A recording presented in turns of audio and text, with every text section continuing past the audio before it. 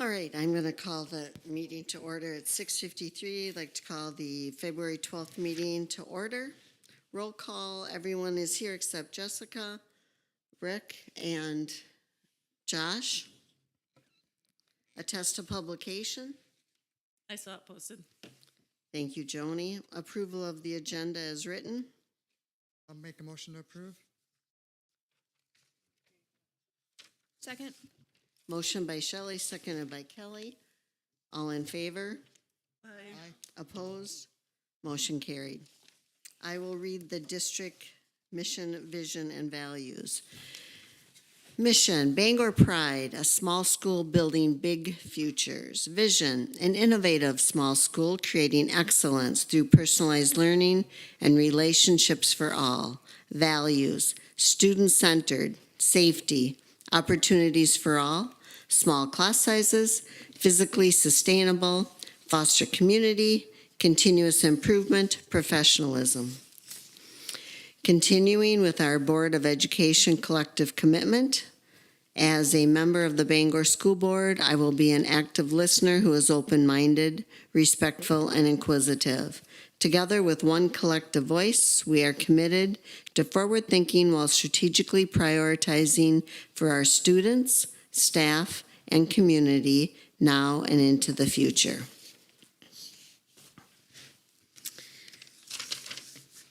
Public comment, barring none. Approval of the minutes from January 15th. So moved. Second. Motion made by Joni, seconded by Tina. All in favor? Aye. Opposed? Motion carried. Thank you. Student report? None tonight? All righty. Referendum communications with the Donovan Group. Welcome. I'll introduce Brian Nickel to you from the Donovan Group. He and I have been meeting online and met a little while today, this afternoon, face to face, kind of working on our communications planning for the upcoming April referendum. So I'm going to let Brian take it from there, and then we can have a little dialogue back and forth, and definitely get some questions answered and all those types of things. So thank you, Brian. Thank you, Dr. Brockup, and thank you for having me here this evening. Again, my goal this evening is to spend a little time talking about referendum communication, and then certainly answer any questions you may have. I've enjoyed working with Dr. Brockup for the last month to 6 weeks, and I'll start by just sharing a little bit about myself and our firm. Donovan Group is a Wisconsin-based full-service communications firm, and we're very proud to be working exclusively with public schools and the organizations that support them. As far as myself, I'm in 27th year of working with public schools. Grateful to have been a 6th grade teacher and an administrator for 17 years in the Howard-Swamico School District, and I've been a partner in the Donovan Group for the last 2 years. Grateful for your service. Both my dad and my grandfather served on the school board just down the road in Toma, where I grew up, so grateful to be back on the west side of the state. I won't read our firm's principles to you, but as we consider referendum communication, I think our 5th principle applies most directly, and that is that we believe in honesty, transparency, and forthrightness as it relates to community engagement and communication with school finance and with referendum.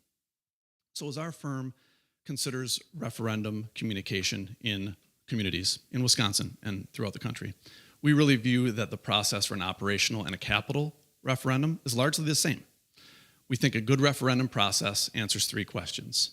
Questions with regard to the need that the district is assessing, questions with regard to the process the board uses to assess that need, and bring a solution forward to the community. The solution in this context is just the ballot language for a referendum question.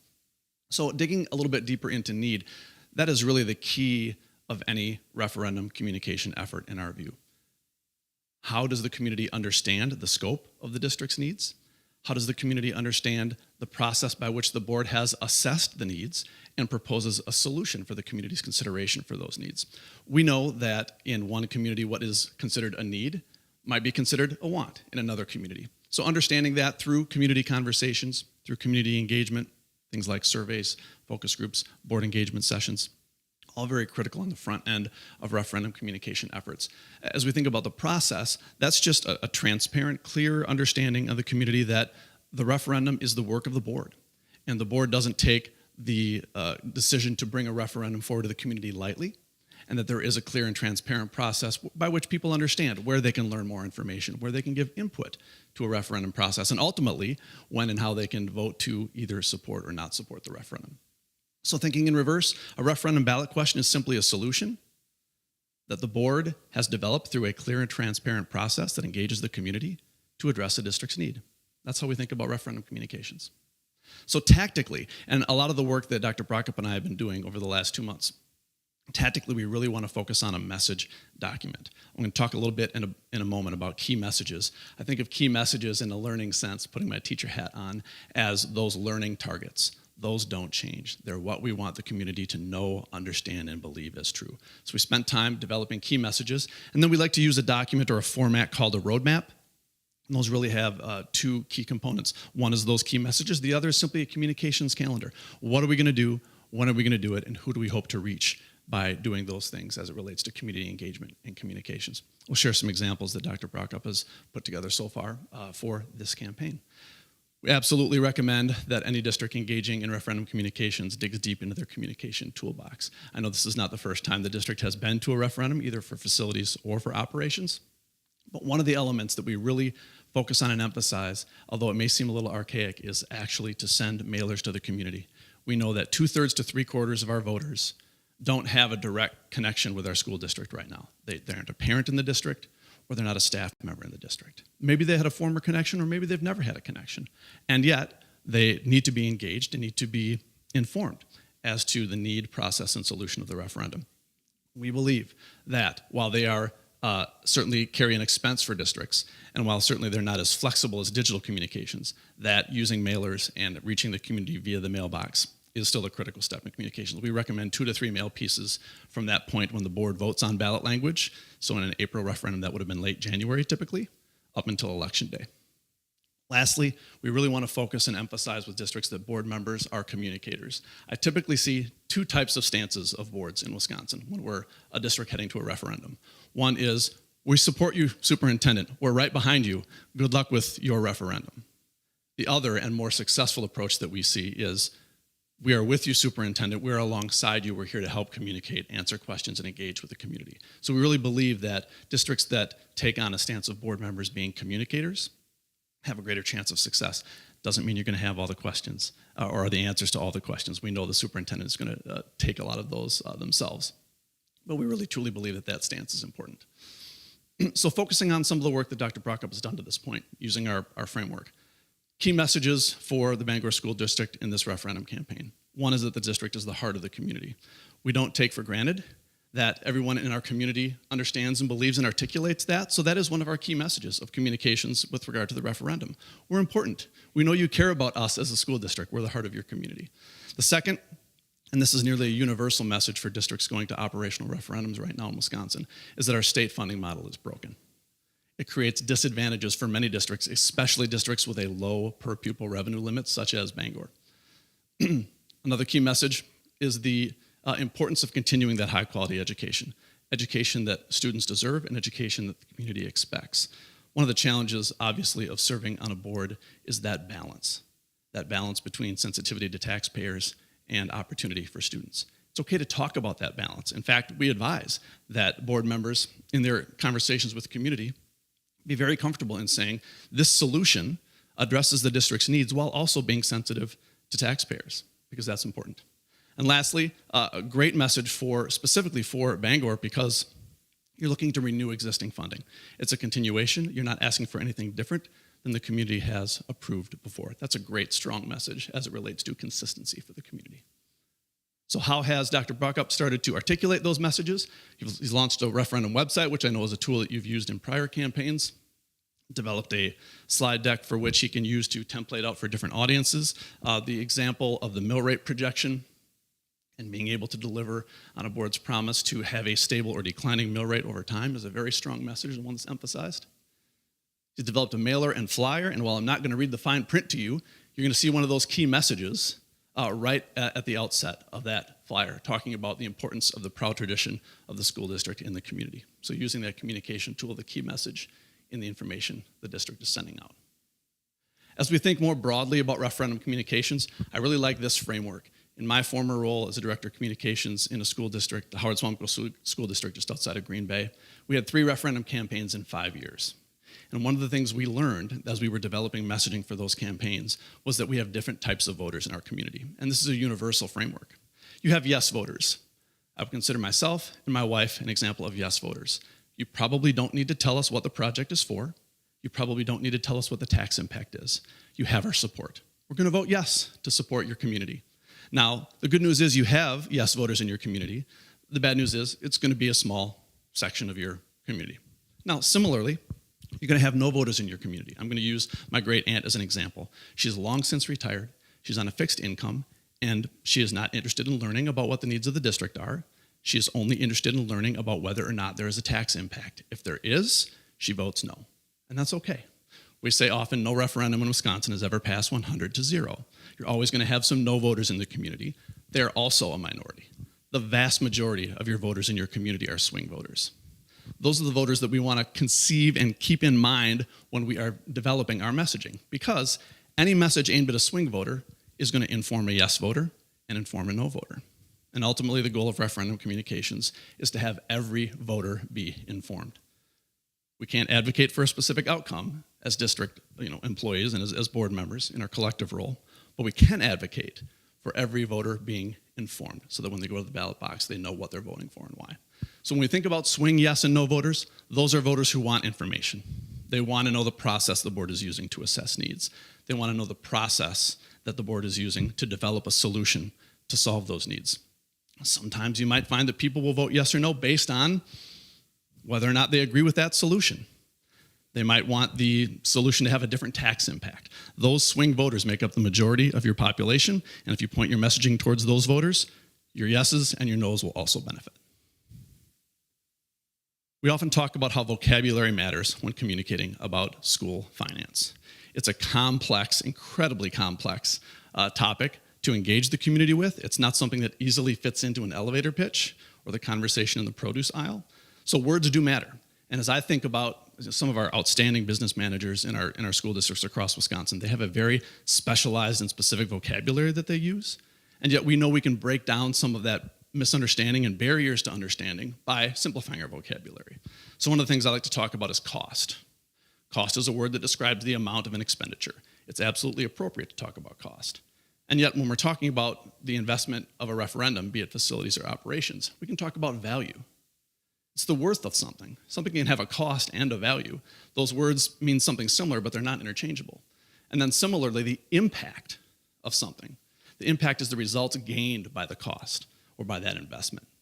So using words like invest instead of spend, using words like resources instead of revenue. And I always like to try to slide along that gradient of leaning towards impact instead of talking about maybe value, which is okay and it has a positive connotation, as opposed to cost. Always try to think about value and impact when we're talking about the impact of students and referendum dollars. Final thoughts before questions. We know that there are limitations, legal limitations, on advocacy. We think it's important for board members as individuals and collectively to understand what they can and cannot do as it relates to advocating for a specific outcome.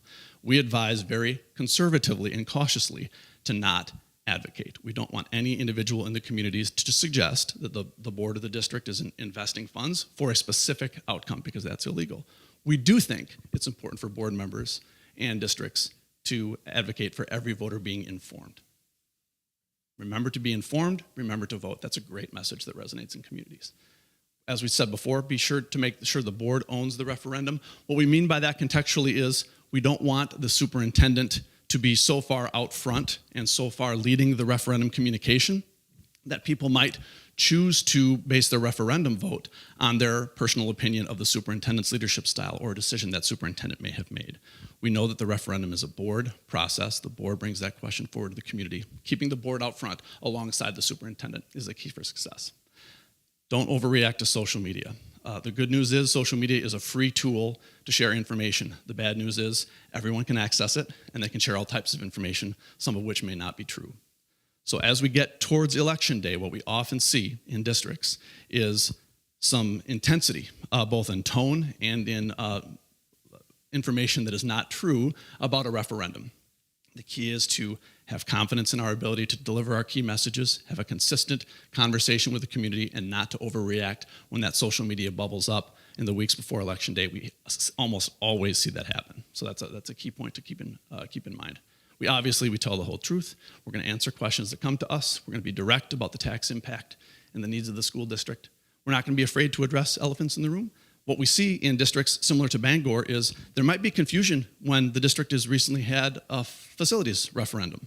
And now they're coming back to ask for operational dollars when the community might not know. There's very specific limitations on how facilities referendum dollars can be used and how operational dollars are used. So we don't shy away from that. This is a wonderful, beautiful space. I had a tour with Dr. Braca before about describing all the investment that the district has made. It's important to lean into the fact that that was a project for specific facilities needs. This is a project for specific operational investment and needs. As I said before, we're going to use a lot of tools to get our point across. We're going to empty out that toolkit and engage with as broad an audience as we can to have every voter be informed, and we will not be afraid to repeat ourselves. In my experience, one of the biggest head scratchers for me in the weeks before the referendum was engaging with someone at the YMCA or at the gas station and have them say, "I heard there's a referendum, is that true?" And it's all we've been working on for 18 months in our school district. Take a deep breath. Yes, it's true. How can I help you with any questions you might have? Have you been to our website? It's a great resource. So don't be afraid to repeat yourself. That was a lot at a high rate of speed. I want to keep you on task and on time and on target for the rest of your meeting. I'm happy to answer any questions you may have. So, Brian, I have just a concern, and I am no way an expert about any of this at all. But I'm just a little concerned, and I know all the stuff that on here is really important for our voters to know, and I might be all wrong about this, but I think it's a little much, but maybe it's not. It just seems like a lot of information, and I know how important it all is because this is the stuff we want our voters to know. We want them to know what's at risk. We want them to know the history. But if this is a mailer, I'm just a little worried. Is everyone going to read this? I think the fact that it's contained to, And I might just be, I just know people, I don't know. I'm going to let Brian correct me if I'm But, wrong. and I know, but I appreciate it. Yeah. I know you know more than I do, so I think our intention with this was to communicate the whole story of why we are asking and what we are asking for in a one-page document that the person who wants to understand the whole process can have it. By creating the entire story in one document, one page that we can share with somebody as concisely as we now have that as the foundational communication. Then the mailers, we've talked about even just trifolding this and putting it in an envelope and sending it out, just like this as a letter to every person in our school district. Here is the why, but then having a postcard come later with the get out and vote, just the general information. The initial work that we've done over the last month has been the back and forth of what is the key message and really how do you succinctly communicate how big of picture this really is into a one-page document. So that's been the effort there, and then I think we will have smaller pieces that people can go and the reminder pieces, the poster pieces, those types of things. But that's the whole story on one page that we can make available to anybody who comes to us, or when we go with you guys out to the townships and those types of And things. I think it's all important information, so I understand. So a second mailer with just voting information, et cetera, will go out as well. And you maybe said that. I don't know that I did, but Okay. I do know that it's part of the roadmap that Dr. Braca Okay. has developed. Okay. I don't have much to add to that. I love the pictures. I love the best elementary school from the U.S. The mill rate's great. The ballot language. I don't know what I'd get rid of, but I just... And those are all for someone who knows an awful lot about the referendum in yourself. Mm-hmm. When this lands to someone who, and this might surprise you, you'll have people who think that you passed the referendum in November. So part of what you're communicating is that didn't happen. That's why there's another referendum on the ballot. Correct. And one of the things that we really advise with that initial mailer, the initial mailer is going to be the largest in scope and content, and it feels dense, right? There's a lot of information there. It's okay if that raises questions. You want to be able to solicit some back and forth engagement with the community so that you might understand, oh, we're learning that, for example, the tax impact of our operational referendum question is a concern. We're hearing that a lot as a result of the information we've shared. Or they really appreciate the board's commitment to maintain a stable and declining levy rate. Hey, that's good to know. That's a point that we've emphasized as a key message. We're going to keep that out front in our conversations. Okay, Thanks for the question. I'm good, thank you. I have a couple questions. I think it's great. I mean, I think it's all the information that everybody needs to know, but just a couple things that stick out to me in the proposed solution section: maintaining smaller class sizes for 4K through second grade and maintaining class sizes for 6 through 12. But what about grades 3 through 5? And then, because we don't mention anything about that. And then, What? Sorry, that's where we're already 2 sections instead of 3 sections, so those numbers would probably not be changed. okay, but what about 6 through 12 then? I don't understand the class sizes 6 through 12. Like, is there something that would change there? Yeah, I think some of the things that we have talked about as a board, as far as what options would be, would reduce the number of sections of classes, therefore putting more kids at the middle school and high school in a single section. Well, academic offerings is huge part of that bullet, correct? And then my other one was, just because I want clarification, when I read the bullet point, providing opportunities for our students without charging school fees, when I think of the school fee, I think of the $10 that we used to charge everybody. Like, do we need to be more specific there? Like, $10 really isn't probably that. I think one of the things that we discussed, and it's not a huge dollar amount, but if we don't have that, do we implement a $20 school fee, and bring back a school fee? Again, it's one of the options we discussed. All of those kind of fit within the options we've discussed. Right. These bullet points are there that if the referendum were to fail, those bullet points is what's going to change. Those are the areas that Yes. we've identified as potential, and it doesn't say Right. they will. It Right. says would likely impact these areas. I would interject there that we know that communication regarding needs and opportunity is a very strong lead message, right? Thinking a positive what we will gain, and yet we have to be able to answer the question, what's at stake? What's the cost of inaction? So I give Dr. Brockup credit, again, especially coming off a referendum solution that wasn't approved by the community, to be able to communicate very clearly, here are the things that we in the board will be considering if additional funding isn't secured. You're not threatening, you're not saying vote yes or, but you're being very clear about what's at stake, which I think is admirable. And I understand what you're saying, that we've discussed this. I just want to make sure when the mailing goes out that everybody else understands what we're getting at. Yeah, I think with the last campaign, we kept it very general, and we said we can't really put a finger on what has been supported by the referendum over, since 2007, because it hasn't been a conversation that we added when we went from $600,000 a year to $800,000 a year. This is what we added. It was because of inflationary costs. Over that time, what you've seen, we've done that activity where we've looked at, what are some of the costs of these items that are listing here, and how could we get to $900,000 in savings? This is the list that we've looked within. Or would we be limited 100% to this? No, but I think we've had these conversations. We wake up on April 2nd and there's an approved referendum question. One of the conversations I'll initiate with Dr. Brockup is, how do you continue this conversation so that when you're seeking to renew in the future, you've been communicating throughout these 3-4 years about where do the investments go, what resources are we supporting? There are really good examples out there of districts who are in this renewal cycle who have that type of communication in between referendum questions, so that the only time someone gets a mailer or hears about school funding isn't when there's a vote at stake.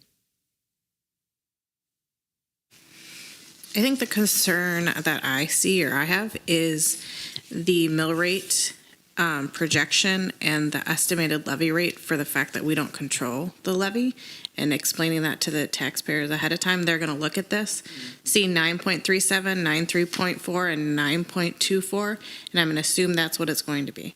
I think putting that there is not helpful in my visual, because I don't think everybody fully understands the difference between the mill rate and the levy rate. And if we're going to tell them that it is not going to affect their taxes, which is kind of what everybody's going to assume, I don't know that this is. Do you see this beneficial, I guess is my question. It is a common tactic that we see districts take. Two things I would say about the language we choose and what we know about board's work as it relates to setting the mill rate on an annual basis. The board that brings this question forward to the community may not be the board who's setting that mill rate in 2 years or in 3 years. That's okay to talk about with the community. You can talk about what this board's commitment is in terms of trying to address district needs, what the projected impact is, and I think the key words are projected and estimated. What we hear districts talk about with communities all the time is we want to share the most accurate, up-to-date information that we have so that you can make an informed decision. But it's important that you know, to your point exactly, there are other variables at play here that are out of our control. We don't control the estimated fair market value of your home. That's determined by the State Department of Revenue. It absolutely impacts your property taxes. But we also want you to know as a board, we're thoughtful of the impact of our decisions of the referendum questions, and we plan to the best extent we can and communicate as clearly as we can the impact of those decisions based on the information we have today. So if a community member raised that exact concern, I think it's okay to say, yes, and. Yes, this is what we think the projections are as of today. Yes, this is what this board supports for a plan. And yet we know future boards may make other decisions, and other variables at play on your property tax bill are outside of our control. And it does say projection, so that's a projection. You just see a very big graph, and if you're previewing this, you are not going to read that. I mean, I read it because I was reviewing this, but if I were to grab this, I'm going to tell you the things I seen. The voting, the best public, I see the pictures, and I look at the ballot verbiage. But what we heard was that loudly that everybody did not want the reoccurring. When I read this, I do not see not reoccurring. That's not what jumped out at me. I did not see why that communication out.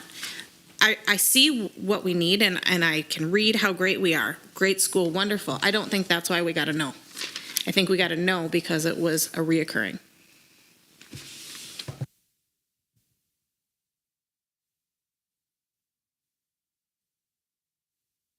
That is just how I read it. I don't know how you can incorporate that in some way, or if you want it large. I mean, it's in the ballot language that it is for 3 years. It's beginning with 2025-26 and through the 27-28 school year for non-recurring purposes in the ballot.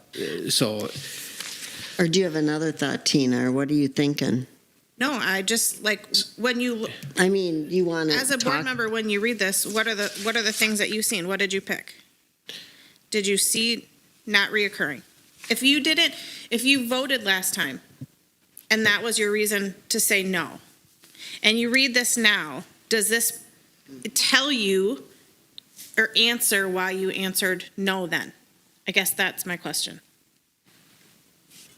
in the proposed solution, it's in the second paragraph. Yes, it's in a paragraph. It doesn't. You're right.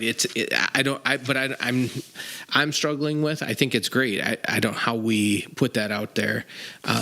You know, do we need to just put a big different than November 2025? I think what are the top things you see when you read this? I mean, you know that. Everybody on the board knows that. Like you said, some people don't understand the difference. So what I'm asking is there a way that you can say how this question is different from last time? How do you tell? That's specific feedback, actionable feedback that could be incorporated into this piece or into future communication pieces. I do think when districts are on the ballot in consecutive elections, communicating what has changed and why is important. So I agree with you. Maybe it's not this one. maybe it's in your next mailer or your last mailer or your mailer right before saying,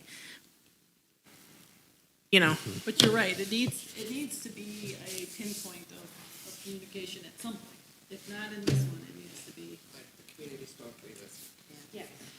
You know, I like that idea, maybe the final one where it's less of this and more of the date to vote, where you go to, or whatever we have thoughts about what that's going to be.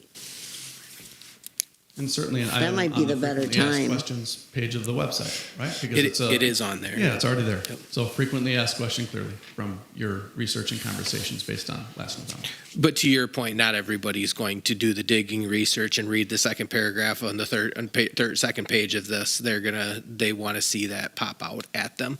And I think putting that into another mailer, we've listened. That was in the press release. That was part of that lead in the press release that made the paper. And I did an interview. We listened. We took that feedback. The interview that was on Channel 8, I think, hit that pretty darn well. This is the feedback, and this is why we came back with a different question this time. So this is second level, to that. The first one that's going out to everybody. But I think we can definitely put in there how this is different. Would it make a difference at all in that second paragraph, starting with approving or the renewal of a 3-year non-recurring, putting that in bold? That line right there, just in bold, just. I had actually thought about that a couple of times, taking some of the years that it's in there and just bolding some words in those paragraphs so they stand out. That would, yeah. I guess my ask for communication, this one or even the next one that's going to go out, the next one that goes out, will it be like a postcard or folded in an envelope? Like, I'm assuming you're going to fold this in 3, put it in an envelope and address it, right? I'll defer to Dr. Brockup on that. Yeah, that's my thought with this one. And then we're going to do a postcard? And then this is also going to be what I have in my hand for a handout for folks when we go to the meetings. When folks come in here, it's going to be available as a handout. And then the postcards would be those little quick hitters along the way. So we're going to do postcards also? I think, yeah. So I guess We're talking 2 to 3 mailers. I see this as the first full information that goes out, and then the ones after are the reminders and the quick hitters. Maybe based on feedback we get from this. To Brian's point, once people are asking questions, clearly putting that out there. And that last one, including how this is different, the fact that we did listen after the November votes, we got out and listened to the stakeholders, and they told us that they weren't comfortable with recurring. Here it is, non-recurring, the same way it's always been. We hope that you'll support. I think what I would like is just the thought of, if I get this in the mail, I see it, I pull it out, I see it's a flyer, and I toss it. I don't read anything. And then the next mailer you send me, it's a postcard. I have to look at it. If it just pops out those things. Yep. This is what the money's going towards. This is how the question's different. And I will That's say, all. Mike stayed with the Lions longer. They wanted something with all of the information and some specifics. Some of the Some folks people that aren't totally do. I connected was to the heard- school That's great to know. Yes. want That's to what I'm sit concerned down about, and so read that's this. good. This is why. So I think it is a response to I that agree. full piece of information. Again, going back to how I responded to Julie's question, that's not new information to any of us, and we've been speaking it for 2 years, to talk about this, but really boiling it down with Brian's support to nail the message in 2 pages in its totality of how important this is and what's at stake. Now we can take it to, take those things out to the next level. Well, and the Lions here are very supportive of our community, and if this is what they want, honestly, it makes a difference, Yep. because they are. I guess, thinking about what Brian said in the one slide, there's 4 voters. The definitely yes and the definitely no's, they're going to throw it because they don't want to know any more information. But the swings, that's probably the demographic that will read it. And I don't want to argue against my belief that mailers are important, because I do believe they're important. But we often say the mailer has to do its job in 30 seconds, and that's the 30-second walk from the mailbox to the garbage can. And mailers are important. People asked for that. People wondered, why didn't we get any mailers? So, no, you're right. So it is common to have the mill rate on the informational part of it. It is. Okay.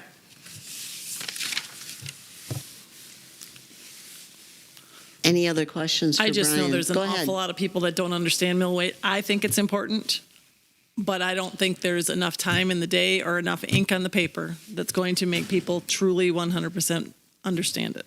So I think it's important that we include it. If they ask about it, we can do our best to explain it, but you will never get everybody to understand it. I have a second grader who's learning to subtract right now, and she does not carry very well, and we work on it every day. And I know someday she'll be able to do that, but it's going to take consistency. It's going to take doing some things that she doesn't want to do, not suggesting that your community doesn't want to learn about mill rates and school finance. But what I learned in 3 referendum campaigns in 5 years in my community was you're starting and continuing a conversation, and you're going to bring some people along with you. And over time, as you engage in this renewal of funding conversation, the next time this conversation comes up, people are going to remember. I remember the board in 2025 committed to a stable or declining mill rate. And did they deliver on that? What have they said to us since then? So to your point, we're going to introduce the topic to some people. We're going to continue the conversation with others. And over time, I do believe some will pick it up. But it's not an easy conversation in my experience. I have a question. We've talked a lot about mailers, and which I agree with. Will there be a social media version that we can share? I think we have a very big audience online that could benefit from some of it. Absolutely. Again, I think we take the pieces of this and we push it out in smaller bite-sized pieces through social media. Yeah, and to the point about social media and other digital communications, my belief is all roads lead to the website. It's the one area in real estate that the district truly owns and controls. Social media platforms can change their algorithms. Not all the messages get out to all the recipients. So whether it's a printed piece, whether it's an in-person conversation, whether it's social media, leading back to the district website that has all those questions that are answered, the slide presentations that the board has received and that the superintendent is giving, that's a great trusted tool that you can control 100% of its content. So I would encourage board members, district leaders, to really familiarize themselves with what's on the website and where, so that even if in that gas station conversation or produce out conversation, you might not be able to answer the question, you could say, I know on our district website, there's a page that says referendum 2025. That answer is right there. If I can't pull it up on my phone for you right now, you should go home and check it out because I know we've got it there for you. And to that point, this language is mirrored on the website. So Brian and I went through this language, kind of finalized this today when he got here. I turned on the website. He's looking at the same verbiage back and forth. There might be 1 or 2 typos I fixed on this that I need to fix on the website, but the language is mirrored there. And then there's additional slides. I'm going to share with you guys kind of those initial budget, outlooks for this next year. I've got prepared for next month the open enrollment numbers and all those types of things. All of those types of information pieces that people are curious about and how they impact the referendum are available on the website. The questions and answers that we have added to along the way, adjusted, are on there. We'll put the presentation, from tonight up there and make sure that all of those pieces are out there and ready for people.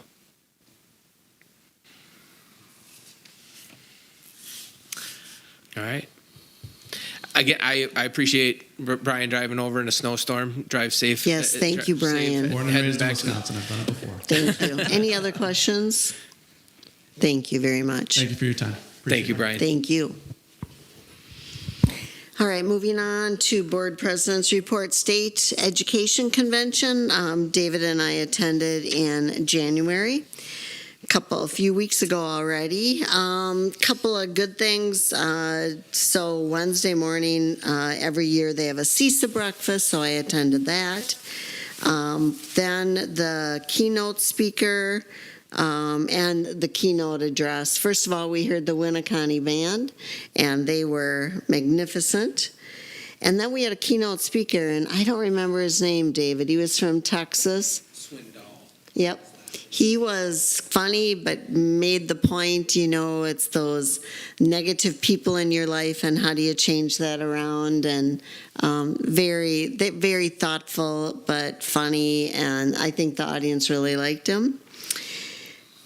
I attended 2 sessions on standard-based grading, which was, I learned a lot about it that I did not understand. So that was very good. They did like 2 sessions. They were different. They kind of progressed through. What they have found with student-based grading, they still do a report card with grades for like the high school, but they also go through the standard-based grading, and they have seen student outcomes improve immensely because the students are actually understanding what they are to be learning, and there's a little pressure there. This one, they had a couple of English teachers, a math teacher, I don't remember what the 4th teacher taught and then the principal, but they gave examples of, well, how come I only got a 2.5? Well, you forgot this part right here. It was some pressure amongst high schoolers, which was like really encouraging each other to do better. So I really enjoyed that. And then I toured the vendors, talked to some people there that we knew through Bangor, some people that have served our district. David? I have a couple quick things in my report later, but I think it's just a great opportunity to do some networking. For the board members who have not necessarily been there, the sessions are very much geared towards you and providing you that information. I hit a couple on finances and the state budget. Important to know what the asks are right now. You guys know what the asks are, get thrown out pretty quickly, but important to know what the state level, what they're advocating for the next biennium budget, what the Department of Ed has asked for, what the governor's office has asked for, and sometimes they'll give us a likelihood of some of those things going through, and hopefully you get some clarity over that. So important to hear that, and again, the networking among other school districts to be able to talk to other school board members, other administrators, and just kind of what they're experiencing. You take away a lot from those types of conversations. So great experience, and appreciate being able to be a part of that. Yeah, we spent some time with West Salem, Hillsborough. Anyone else? Well, different smaller groups. Yeah. Lacrosse. Yeah. I talked to Lacrosse quite a bit. Yeah. I had to leave early, but David stayed. Did the governor come? Yep. Yep. He did a great job. All right. Any questions for either of us? Thank you. Committee reports, policy committee. Yeah, I just put this on here because we do have we have a second reading of policy, which we would not usually meet on, and then we have 2 changes to policy, which usually we have the policy review committee. There are policies that we put in last year with a special, or in August with a special meeting, that recent legal changes have said it needs to be updated, and we were able to have some email conversations. Joni and I talked on the phone for a couple minutes, made sure we were understanding, didn't feel we needed to meet to put those changes in there. They made sense, and they go back to the conversations that we had when we put those policies in place. So we'll talk about those a little bit more when they're approved, but just we didn't have the formal meeting, but I think we were all on the same page that it was the right action to move forward with. Yep. Thank you. Goals Committee. Goals Committee, yeah. Will be next month before our board meeting. We'll start about 5:15, and then we'll go to March 19th, March we will 9th, meet. yep. Yeah. Yep. Thank you. Financial documents. Yeah, I had no questions from anybody. No, Angie didn't say that she had gotten any either. So if there's no questions, we'd look for approval of the financials. I just have a quick question, I'll try. but I got to find it. It was just on the regular financial report. It wasn't in the Vouchers. vouchers. The focus on energy. Can you just refresh my memory what that payment? Is it a credit? It's income, yes. Yes, so that focus on energy money is when we buy things that are rebates and that type of stuff. We're going to have a substantial amount coming back with the referendum projects and stuff that goes towards that as well. I can't tell you exactly what that amount is right now, but anytime we're buying, anytime we're doing light fixtures or HVAC type things, anything that's using energy and it meets certain criteria, then there's focus on energy dollars that come back to the district. Okay, thank you. Yep. I ask for approval. If there's no other questions, I'll make a motion to approve the financials as presented. Second. Motion by Shelley, seconded by Joni. Any other questions or discussion? All in favor? Aye. Opposed? Motion carried. District reports 2025-2026 budget projections. Sorry, this has been a lot of the work that I've been doing, towards the referendum and just updating this. This I shared with you guys last year in February. In March, I'll come with you with those open enrollment numbers for the year and those types of things. But just wanted to show a couple updates. There's a lot there, and I apologize. But the entire budget process, we really are not sure what's going to happen until the April 1st referendum goes through. So a lot of this is on hold, but there are some things that we know. 24-25 is the final year of that 3-year operational referendum funding. We are seeing a small dip in the enrollment as far as number of students in seats. Remember, that's not the same as an FTE count, so there will be some factors there, but we are seeing that.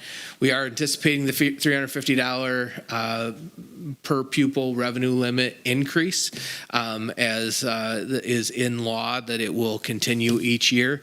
But obviously, with the biennium budget coming too, there's still questions on what the budget will look like for next year. We do have CPI that has come out at 2.95. If you remember, last year we were at 4.12. I think the year before that it was over 8. So a 2.95 is a little bit better bite to take. We are meeting with the insurance company tomorrow, with the insurance center tomorrow. If you're familiar or not, the insurance center has been. They're doing business the exact same, but they've joined with another larger insurance venue. We're going to hear a little bit more about that tomorrow and what that means. Janice, it reports to us that that's going to be positive for us in our in the way that we work with them. So learning more about that tomorrow. Obviously, insurance costs will definitely be a factor. Angie and I really believe, and based on the conversations we've had with Janice, anything we do with insurance, we're going to be able to maintain insurance costs without seeing increases to the district for insurance, just within the flexibility we have within that program. So are you going to learn anything about costs tomorrow, or just about the merger between the companies? Costs for next year, and we'll start to look at that. So that's my understanding as well. So I'll hopefully have some of that for you starting in March as well. General operations continue to creep up. 4K numbers right now are indicating 2 sections at 4K. We went to 3 this year. It makes sense that those will go back to 2 based on our numbers right now. And currently, that elementary special education caseload is at a place that we are looking at maybe 2 instead of 3 there, just with the number of students that are in special ed. We have 2. We have a retirement and a resignation in special ed, so we may be looking at only hiring 1. I think, again, we'll see how April 1st goes and be able to kind of make that decision more clearly after that point in time. But it's definitely some numbers that we're paying attention to. There's kids in referral, and those numbers change as kids come in and out of the district, but something that we're aware of. If you recall, we were 2.5 when I got here. We've moved to 3 special ed teachers in that building in the time that I've been here. So just like our 4K is fluctuating, that special ed number may fluctuate a little bit as well. Head counts, so this is projected based on rolling kids forward for next year, rolling kids forward for next year, and then taking into account our new 4K students and all of those types of things that we have in hand. We are looking at a drop off.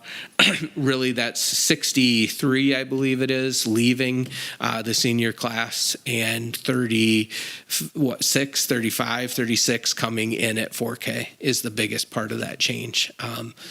Senior class is how many? 63. Wow. Yep. Yeah. So that's definitely a big group. So the elementary as a whole drops a little bit. The middle school, high school, or the high school drops a little bit. The middle school actually goes up a couple in the way that all shakes out. So just giving you an idea. Again, that's a very early. We don't know what will happen for actual butts and seats, but if we were to roll it forward, that's what it looks like. I have my note there. Head count is not equal to FTE.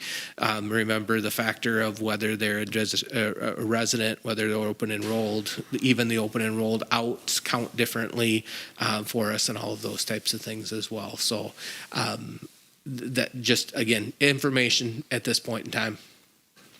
Open enrollments, ins and outs, this is this year. So what we're seeing in 2025, that number of 139 in and 17 out is 22 to the positive for this school year. And that's $194,000 to the good. So the last 4 years, we've averaged it around that $200,000 to the good with those extra 22. Yeah. So that gives you a little bit of kind of history on where that open enrollment numbers, where those open enrollment numbers come through. This shows that $350 per pupil increase and what the state has done for per pupil revenue limits over time, just going back 10 years to give some history there. This is that gap that which is why Brian shared about the revenue formula. The way that schools are funded is broken. The gap between inflation and what the state has actually given for additional revenue limit authority is significant and growing over time. So that's that slide just showing this, the revenue limit authority that has been taxpayer approved, and what would happen in April if that is not approved, and that drop off from $900,000 a year. That's the history since 2007 of the referendums that have been approved. The historical mill rates, this is the document that's on your on the sheet that's in front of you, what those target mill rate projections are with the successful referendum in April. So from that, we're gonna continue to plan proper building and district level staffing to meet the district goals, needs in the most efficient and effective manner possible. Plan as early as possible for new hires to have more clarity on budgeting. That's addressed in a couple of our action items. The sooner we can get some clarity on hiring, the better. Plans for responsible and appropriate pay increases. Those will be conversations that happen after April 1st. Closely examine operational costs to ensure efficiencies. That's something we are continually working on. Use tools available in the self-funded insurance to prevent increases in costs for insurance, hoping not to take on any additional costs that way, and create multi-year forecasts that will allow us to continue to plan for the future. Is all part of what's happening in the budget process, and that Angie and I are working to prepare for, and obviously we'll have a lot more clarity as the state budget comes into clarity and our April referendum comes through as well. So just some updates there. That's in your, I know it's not printed in the packet, but it's in the board docs online for you to take a look at. Any questions on that early budget outlook? I think it's just important that we're thinking about some of those things, and I wanted to share that with you. Thank you. Any questions for Dr. Brockup? Well, our student report has joined us. Ms. Casera, the floor is yours. We'll fit you in here. Is this on? Yeah, here we go. I apologize for being a little late. I was coaching practice and completely forgot. All right. Previously, the girls' basketball team traveled on the 31st to Marshfield. We played against Marshfield. Then we went, stayed in Eau Claire that night. And then we woke up in the morning, drove to Somerset, and played Baldwin Woodsville. Then we came back, and then we had our fundraiser, which was great at the lanes. Great outcome like normal. Both teams, the boys and girls basketball team, have both played games at the Activity Center now, which is really great. And the girls had their pink night there and had a good success there. They donated just short of $2,500 to Sunshine on the Trail. Wow.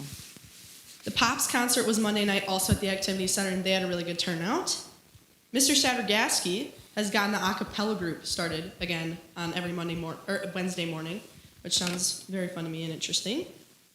This week is FCCLA week, so they've been doing like fun dress-up days. Today it was teacher and student like swap, so like teachers dress up as students, students dress up as teachers. I saw Miss Lickfoos in the hallway today, and I was for a second I was like, who is that? And then they turned around and it was Miss Johnson and her, and they started talking to me about it. So it was fun. Hockey had their senior night on January 31st. We have two seniors. We have Tyler Meyer and Joseph Gasper. They played Chequamegon. I don't know. Big long word. When I asked them who they played, they looked at me and they're like, we don't know. But they won 8-2, which is really exciting, and Tyler had 2 goals and 1 assist that game. Wrestling had their conference meet on Friday. Last week was school counselors week, so a big thank you to Ms. Schultz and Mr. Jacobson for all they do in our school district. PTO had their Get Moving Fun Night on the 24th and had a great turnout like they usually do. I unfortunately had to miss that. I had basketball, but I've been to like all the past ones, I think. The Booster Club fundraiser was this past Saturday night, and they had a really good turnout too, and a lot of amazing support from the community. SCCLA competed at regionals last Friday, and they had 11 out of 15 projects. Some of them are like group, I guess, like pairs. And 11 out of 15 projects qualified for state, which will be at the Kalahari. I don't know exactly what day that is yet. It's in April. In April, perfect. And then middle school's level 1 forensics competed on Monday. And now coming up, their level 2 will compete on the 25th. An update on the junior prom. It will be April 12th here, I believe, I would assume so. The theme is A Starry Night in Paris. They just released the court yesterday, who's on prom court. So for the boys, it's Bryce Anderson, Brody Edwards, Wyatt Johnson, Brock Danes, and Hayden Mossman. And then for the girls, it's Abby Langer, Kennedy Hamilton, Kirsten Lund, Brooke Borkenhagen, and Jade Robinson. So definitely a fun group. The girls basketball team will be celebrating senior night tomorrow night. And it's Aubrey Langer, me, and Anna Frank. And then we also will be getting our conference trophy tomorrow night, so that's really exciting. The boys, their senior night is February 24th, and we have 5 seniors for the boys: Gavin Meacham, Eli Tucker, Landon Phillips, Brock Boers, and Jacob Worsing. The boys and girls hockey team have their first round playoff game Thursday the 20th. They both go to Somerset, and they both play against Somerset. And the boys play at 5, and the girls play at 8, which I thought was that's going to be a little late night for them. High School Quiz Bowl will go to Holman on the 22nd to compete. And lastly, on March 11th, there'll be the ACT for the juniors and the pre-ACT for the sophomores, meaning the freshmen and seniors get the day off that day. So that's very exciting.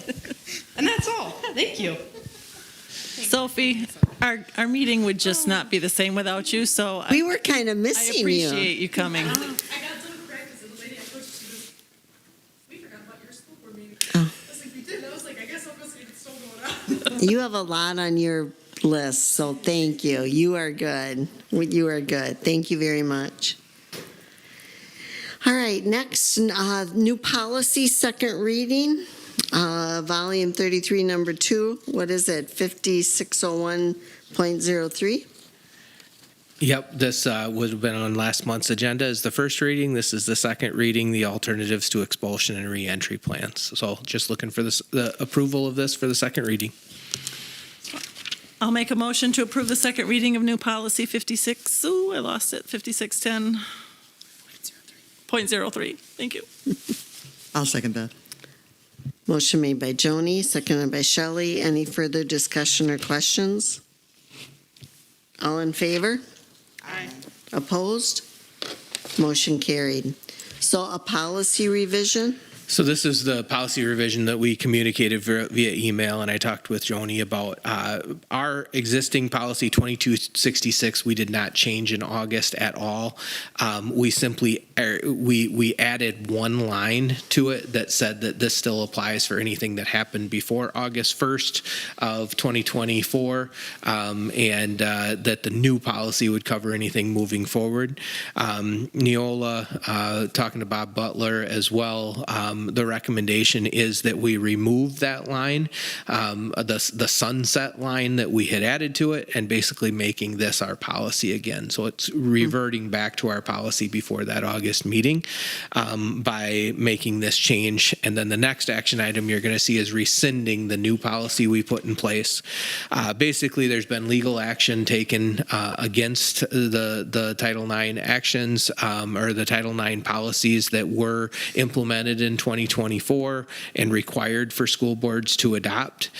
The only thing that would maybe hold that challenge up would be was the federal Department of Education challenging the ruling, and I think we're all feeling similarly that that's probably not likely to be challenged. So to me, it makes sense to revert our policies to as they were and continue to act on the 2020 guidance instead of the 2024 guidance. So that's what these next two things are doing. So looking for action to revise policy 2266 and then rescind 2264 in the next action item.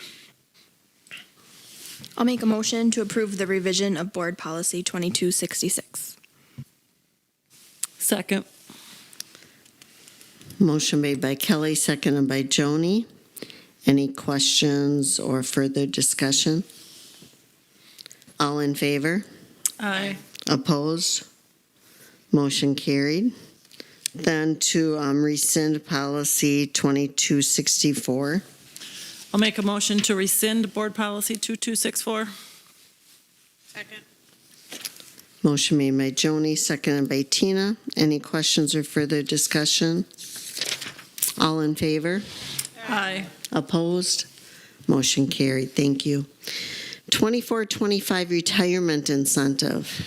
So this was a conversation that came out of our pre-board meeting with Julie and Shelley and I, looking at ways that we benefit as a district from knowing early when folks are retiring. We're able to post sooner, we're able to plan further ahead, and hopefully guarantee or help us to get high quality candidates early in the process. Right now, people would have to announce their retirement to the district by March 15th, and there's really not a lot of teeth if they don't even let us know then. And we have had retirements that have come at the end of the year, after the school year, or whatever that may be. So this would give an incentive for those that know they're going to retire to let us know early. Our ultimate goal would be to make that incentive for January 15th moving forward. And that's actually the next item, to change the handbook for next year, that it would go into place for the 25-26 employee handbook. But for this year, we still believe that there would be value in knowing who might be retiring by March 1st. So we would put $1,000 incentive in for this year for anybody who lets us know or who has let us know that they're retiring at the end of this year by March 1st. And we would have that in place this year so that we could use that to make better decisions and get those hires taken care of sooner. And then the next item, like I said, would be $2,000 in a handbook revision that would start next year for anybody who announces by January 15th to the district or reports to me that they're retiring by that point in time. So those are the two changes. I'm happy to have some discussion about that. It is a one-time incentive just so that we can make decisions and plan further in advance. And we do believe there's a value for the $1,000 this year, and that $2,000 seems like a good incentive for next year to make that decision early. I guess I just want to go on record to to make it clear that this is retirement incentive. This is not quitting and going to another district. This is not quitting and changing careers. This is retirement. Correct. You've met you meet the requirements and you are retiring from our school district, yes. Are there any reasons that you cannot give this incentive? Is there any, yes, are there any legal restrictions that you cannot pay this out? So you pay it out as a bonus? Or at what time does it get paid out? It would be compensation, so it would be added to their compensation, so they'd be taxed on it and everything. It's not like $1,000 cash incentive. It would be added to their payroll and be taxed. At one time, at the time of retirement, like last check? Correct, yeah. And then, okay, that'll all be put in the handbook to explain that to staff when it would be paid out, just like if you have to pay that in. So we already do the opposite, so. And then you will just communicate that out to staff now for this year, obviously. And some staff have already looked at the agenda and see it coming and know that that's a reality. That it's a possibility. Is there any restriction of the time that would prevent someone from doing that? So I know you said sometimes you have to talk to financial people, get everything ready, make sure they can do all those timelines prior to your January deadline. Is that correct?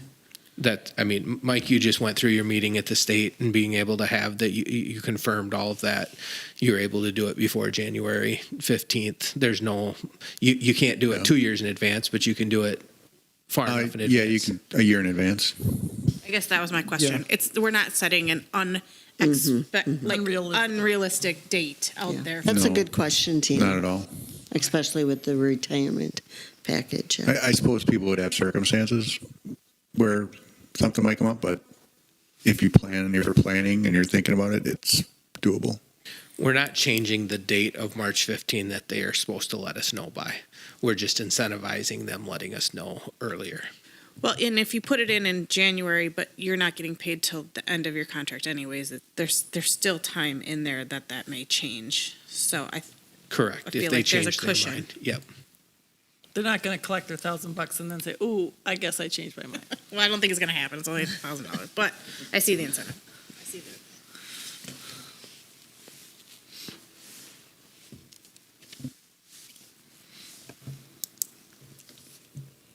If there's no other questions, I'll make a motion to offer a $1,000 incentive for the current employees who meet the criteria for retirement and notify the district by March 1, 2025 of the retirement to take place at the end of the 24-25 school year.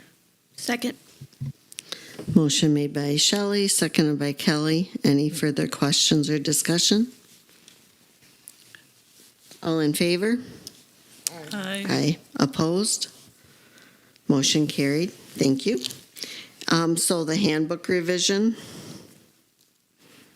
David has it written, 8.02 eligibility. That's right, David?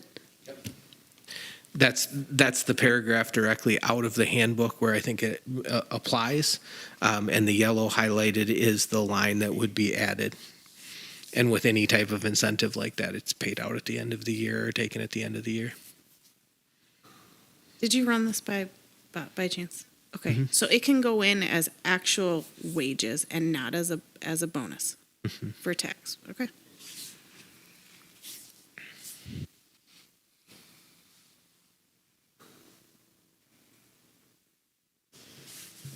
I'll make a motion to change the employee handbook for the 25-26 to create a $2,000 incentive for notifying the district by January 15th when retirement is intended for the end of that school year. Are you asking for written or verbal? Does it say written anywhere in here? It says the intent to do so. I always ask for it in writing, so there's documentation of it. I just want a paper trail. I'll second that. Motion made by Shelley, seconded by Tina. Any other questions or discussion? All in favor? Aye. Opposed? Motion carried. Thank you. Moving on to personnel, resignation of second grade teacher.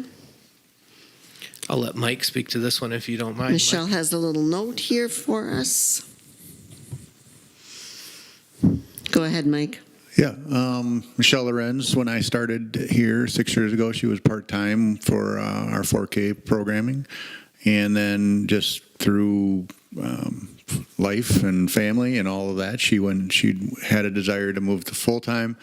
And then, soon after that, wanted to try something different, moved into our second grade. She's a valued member of that second grade team.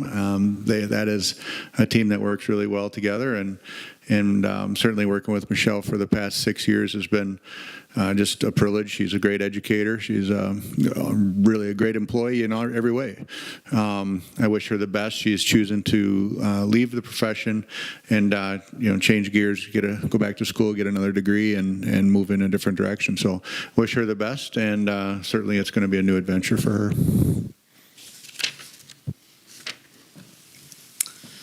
I'll make a motion to approve the resignation of second grade teacher Michelle Lorenz effective at the end of the 2024-25 school year.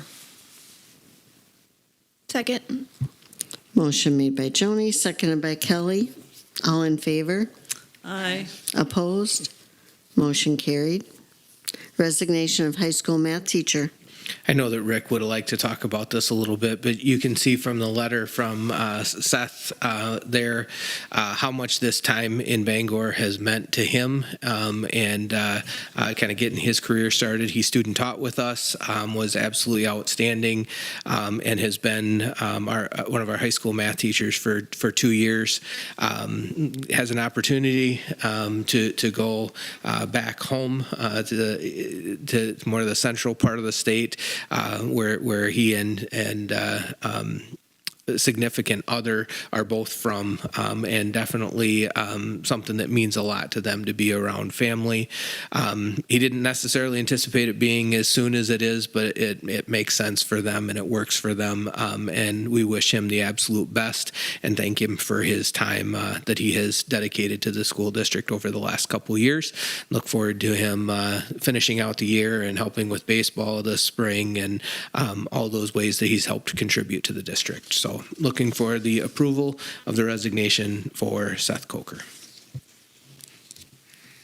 As much as I hate to make the motion, I will make a motion to approve the resignation of Seth Coker as high school math teacher effective at the end of the 2024-2025 school year. I'll second that. Motion by Lisa, seconded by Shelley. All in favor? Aye. Opposed? Motion carried. Hire middle school, high school principal. Yeah, so note there from Brian, obviously the full hiring information packet is in the packet as well for Brian. There were 15 applicants for the middle school, high school principal position. Really a great group of people and big shoes to fill, as we all know. We worked hard to include a lot of voices and get a lot of input on the hiring process. With any hiring process, anytime you include that many voices, there's not always 100%, but I think at the end of this, I feel very, very confident in recommending an outstanding educator for hire. Brian Wopat is currently a French teacher in Onalaska, has been teaching French for 24 years, spent a little time in Holman before he went to Onalaska. And just an amazing vision for the future of what education should be. And I think it's just going to be an outstanding team member and a great leader for our middle school, high school. So looking for approval of the hire and contract for Brian Wopat as our middle school, high school principal. I'll make a motion to approve the hire initial administrative contract for Brian Wopat as Bangor Middle School High School principal effective July 1st, 2025. I'll second that. Motion by Kelly, seconded by Shelley. All in favor? Aye. Opposed? Motion carried. Thank you. Administrative Julie, reports. can I ask one quick question? Just backwards real quick. We talked about the incentive. Are we talking about the incentive for all employees, full-time employees, part-time employees, the retirement incentive? Anybody who meets the retirement criteria in the handbook. Okay. Yes. In the verbiage, I think it just says employees. Correct. Do But we it would have be to- anybody who meets the retirement criteria that's laid out in the handbook. Okay. Scared me. Yep. Sorry, that's what I kept reading. And then I was like, what does that mean then? All right. Administrative reports. Mr. Johnson. I'm just hanging out with all my friends over here. And You're all in the sick ward. You're never alone, though. We're here for you. I told Josh to leave because I didn't want to get sick. So he needs to rest up a little bit. We had a really successful Child Development Day on Friday. Just a shout out to the whole team. It's an effort that we've worked hard to improve and market a little bit better each year and welcome in more and more families. It's been the last couple years we've really put some changes in place that really brought in larger numbers and made significant, let's say, observations of the students coming in and getting families comfortable with our setting and surroundings. Did a little bit earlier this year. We wanted to kind of get a better grab on the number of 4K students coming in because right now the way the census has been done in the past, a lot of the hospitals don't share information much anymore. So it's really hard for us to stay on track of who is born in our community and then who is of age as well. So big social media. Jean does a great job. She made a little cardinal on there. It was pretty cute. But just a posting of that, mailings going home, emails from me to parents. Just if you know somebody, get that word out. And I want to say we had mid-20s in terms of appointments that came in. There's the Lions Club. Thank you to them for doing their vision screening, and they do a great job of that. They're super fun people too. But just and then. Just the whole team, honestly, our 4K team, Josh, and pulling everybody together, and our special ed team all working together. So that was really good. Their graduation on Monday, and had a house full, and it was really nice to use the new facility in a way that, it was perfect. Honestly, it was just excellent. And Paul Sattergaski came back because Abby she had that commitment to do some house sitting for somebody prior to us hiring her. So we did that. So anyway, Paul came over for like 10 minutes and did the song, and then he had to be somewhere else. It was a pretty fun day, but nonetheless, really proud of our fifth graders. They work really hard on their projects, commit to that DARE message, and just they're so happy to see their families come there and watch them. I just think it's great that we do that. And then lastly, I guess, been giving a lot of tours of future elementary students this past 2 weeks. I think I've given I think there was 3 families with a total of like 10 kids that want to open enroll here. And the constant message is, we hear so many good things of what you guys are doing here in Bangor. That's the message. And I think we just got confirmation either yesterday or today that I think 2 of the families have committed to coming here next year. And these are all people that are reaching out to us type thing. And it's just, in the world we live in with options, it's good to be the option that people want to choose.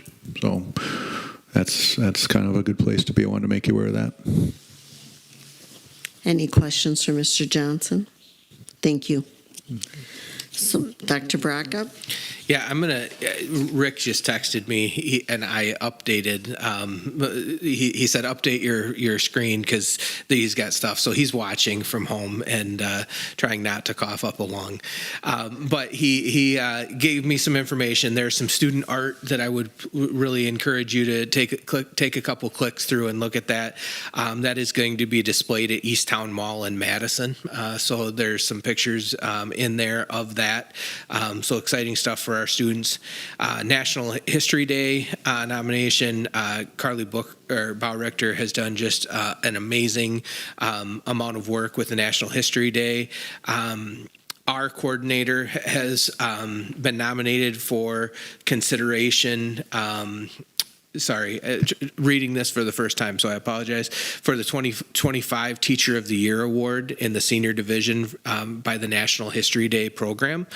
The award recognizes 2 outstanding National History Day teachers at the national level, 2 teachers from each affiliate and 1 in the junior division middle school, and 1 at the senior high school level are selected for consideration by their affiliate coordinator. So that's the area. 2 winners will be chosen from the pool. These 2 teachers will each win $5,000.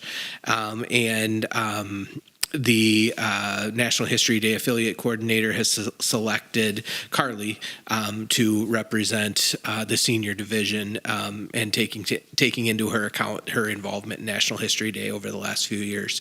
So pretty exciting recognition for a teacher that's worked really, really hard on that program and really created some outstanding experiences for our kids in that area. So I was reading that for the first time. That was me learning that for the first time. So exciting for them, or exciting for Carly.